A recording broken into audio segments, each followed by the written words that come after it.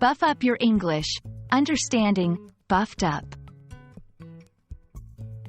Hello, everyone. Welcome back to our channel, the place where English learning is made fun and easy. Today, we're diving into a phrase that you might have heard in gyms, movies, or even in casual conversations, buffed up. Understanding phrases like this is not just about expanding your vocabulary.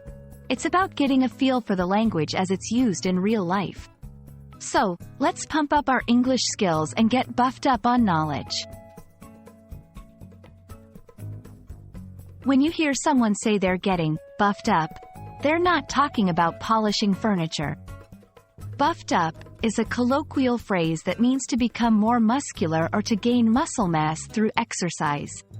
It can also imply improving something's appearance or performance, not just related to physical fitness.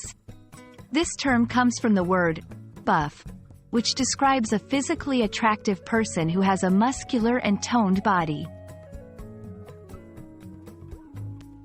Let's put buffed up into context with some examples.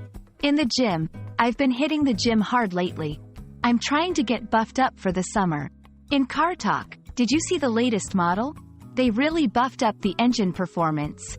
In gaming, they buffed up the character's abilities in the latest update. He's much stronger now. While buffed up is a versatile phrase, it's important to use it appropriately. It's often used in informal settings, can imply effort and improvement, not to be confused with buff, which is the adjective form.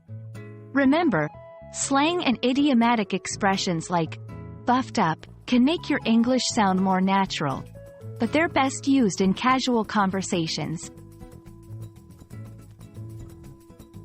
Avoid using buffed up in a formal context.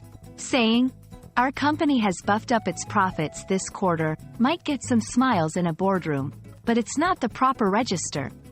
Instead, you could say, "Our company has significantly increased its profits this quarter." There you have it. You're now a little more buffed up in English language knowledge.